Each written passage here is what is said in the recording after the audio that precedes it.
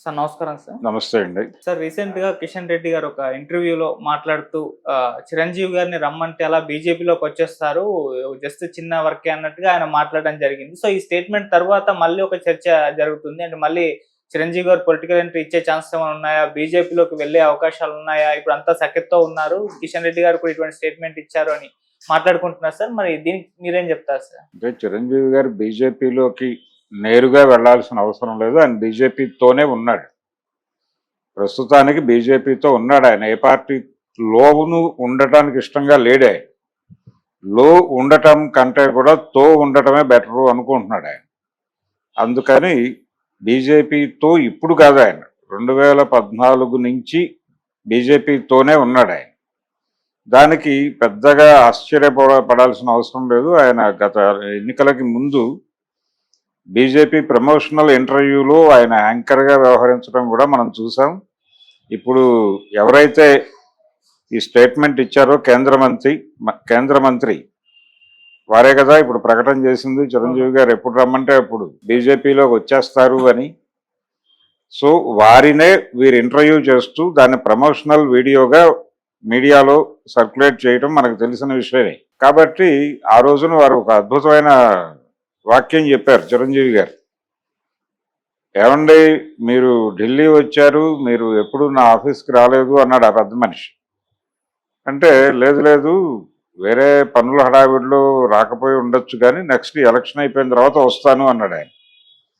అంటే ఎలక్షన్లో మరి ఏదైనా జరగవచ్చు కదా అన్నాడు ఈయన.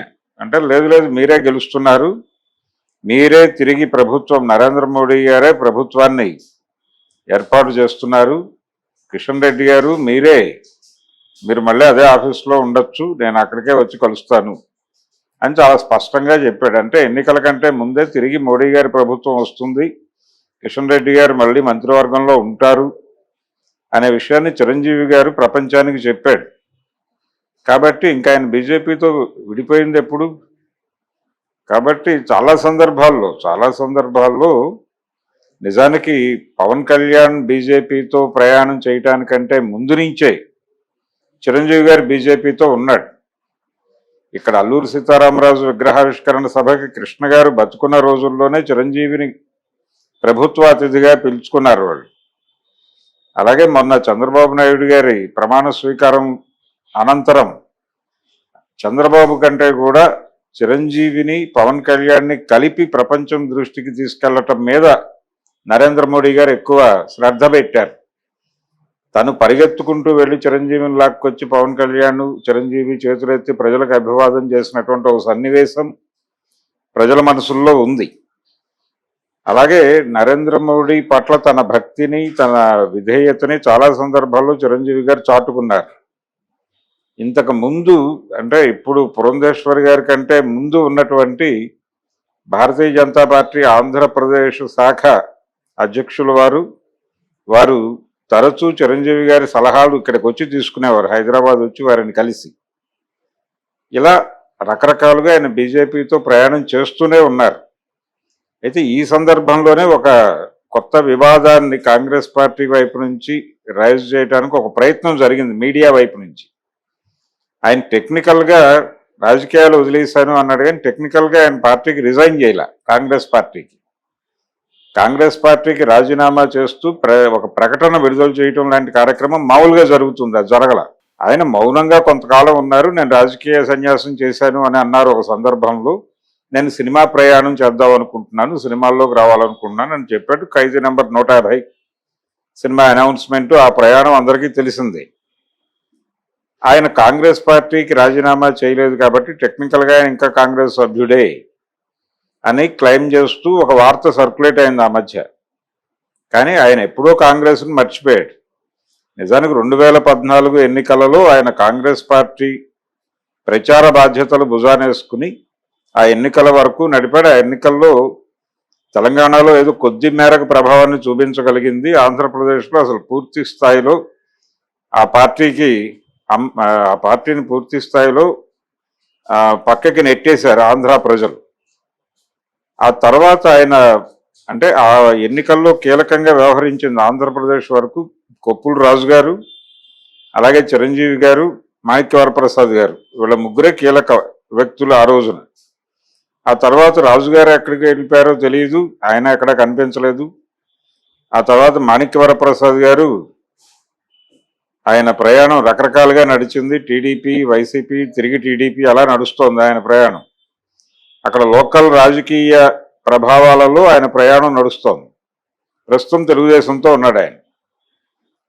ఇది ఆయన కండిషన్. ఇప్పుడు పార్టీయే అంతర్ధానం అయిపోయింది అక్కడ కాంగ్రెస్ పార్టీ. కాబట్టి టెక్నికల్గా చిరంజీవి గారు ఎక్కడ ఉన్నాడు అనేది పక్కన పెట్టేస్తే, ఆయన ఆ ఎన్నికలలో ఓటమి తర్వాత ఎక్కడా కూడా ఏ వేదిక మీద కనిపించలేదు ఆయన. ఎన్నికల ఫలితాలు వెలువడిన మరుక్షణం నుంచి ఆయన రాజకీయ వేదికల నుంచి అంతర్ధానం అయ్యాడు. అంతర్ధానం అయిపోయిన తర్వాత ఆయన రాజ్యసభ గడువు ముగుస్తోంది, చివరి సమావేశాలు.